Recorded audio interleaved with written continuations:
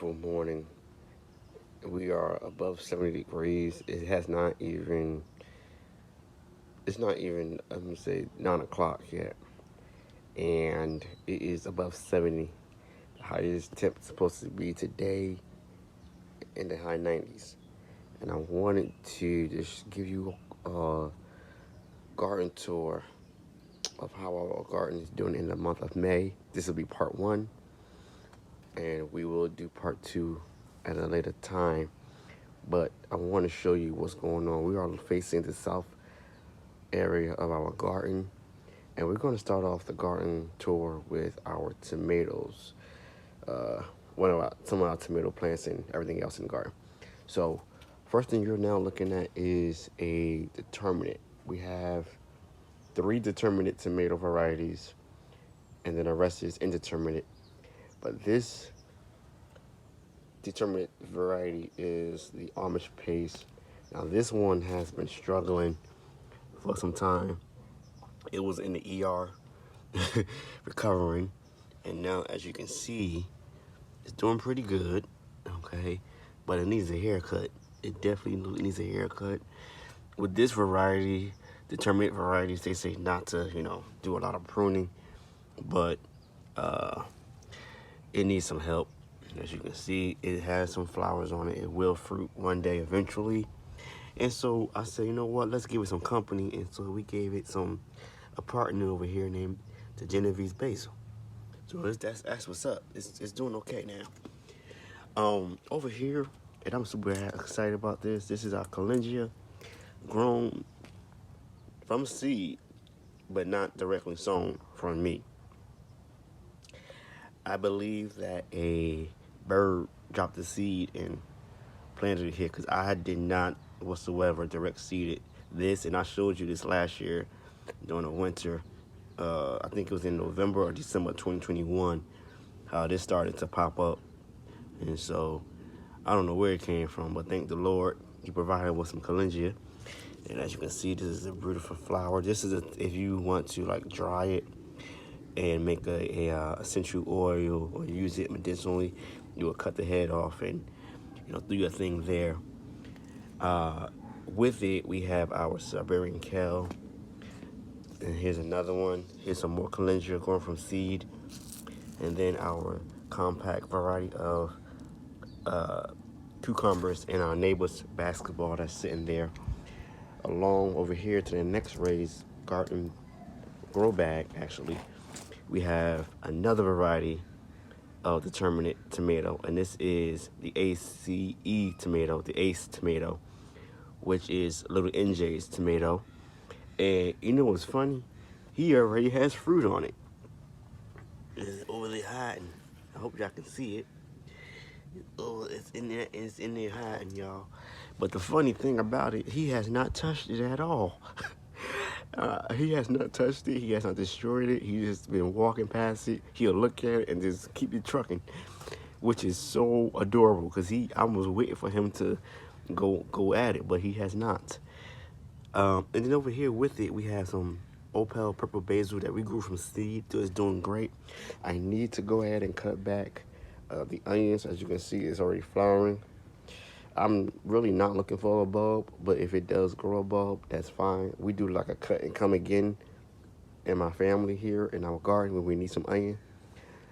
And then next to it, another determinate variety is the Cherokee Purple. We recently just transplanted, and as you can see, it's doing pretty good. It needs a stake, basically, something to hold it, but it's doing fine. More Siberian kale here, and some more calendula. You can see we love calendula in our family's garden. I'm going to bypass the fruit tree for a moment, because I want to show you what's in this grow bag here, raised bed grow bag. This is a 6-foot grow bag here, and we have in this section is eggplant, which is a black broody. I can't even say it now. Black broody eggplant, and we transplanted that recent. We have Japanese basil. This one is not doing so well, but that's all right. Companion plant with it is the borage. Okay, Went ahead, got some borage, and then our seedlings that we grew from seed is our little fingers eggplant.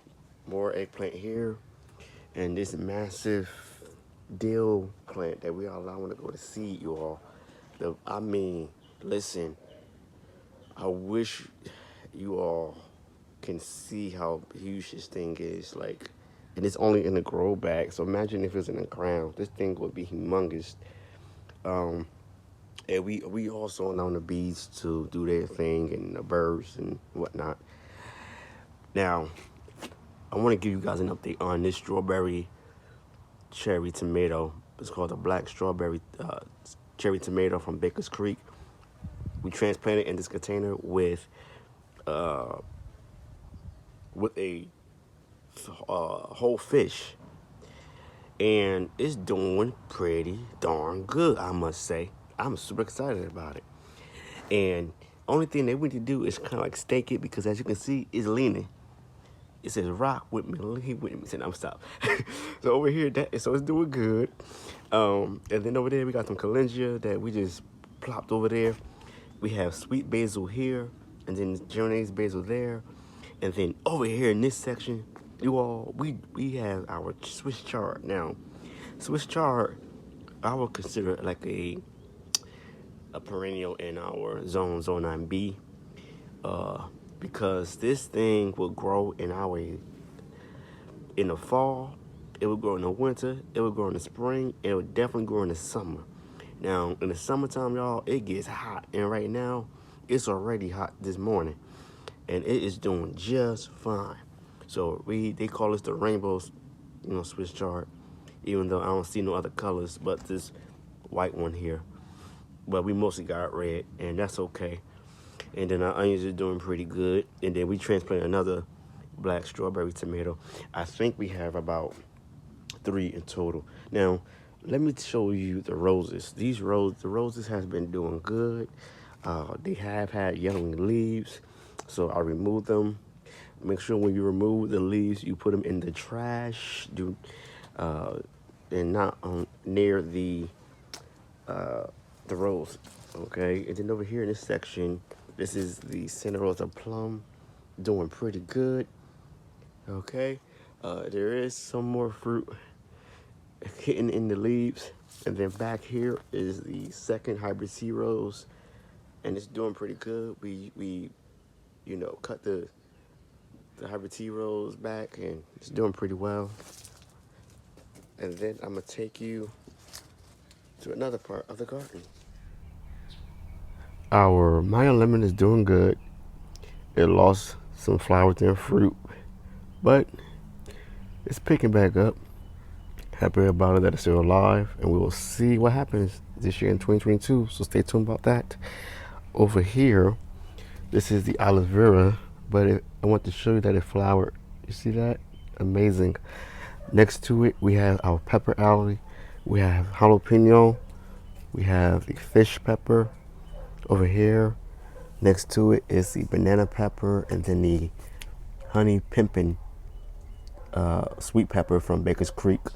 In this section, we had a crimson watermelon, but it passed away, so we had a little homegrown, put it in the compost. Over here, it's a sanguinella blood orange, doing pretty good. Where it's at, no problems. Here is number 3 of the strawberry black tomato, grape tomato from Baker's Creek. And as you can see, this one is showing out. Unlike the other one you just saw recent. This one is showing out, you all. And it's interplanted with garlic, okay? Now, I do want to show you another addition we have grown from seed is the za'atar oregano. We only have 2. Here's the remainder of some seeds. Over here is the ever-bearing dwarf mulberry. We had a mulberry on here, but the bird got to it, and this will fruit for us throughout the year. Over here is the weeping citrus, I like to call the Aurora Satsuma.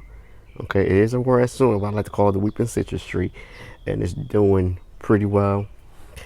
And then next to it, we have our sweet potato slips. We may add some unbroken down compost in here just to give it some extra boost.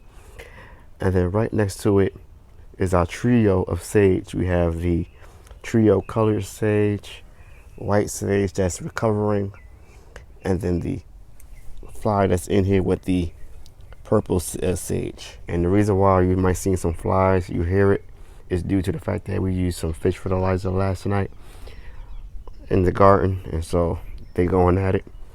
And then unfortunately we lost the flowers from our gala apple, little NJ's apple tree, but we know that it will recover and produce fruit at a later date, so there's no worries on that. And it's only due to the weather, y'all know across the United States and the world that the weather has been on some bipolarish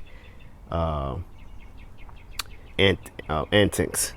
Here is the Ural. That's another perennial flower we have in the garden. Our garlic chives are doing pretty good. I'm gonna cut this back. This is nasturtiums and our red lake currant.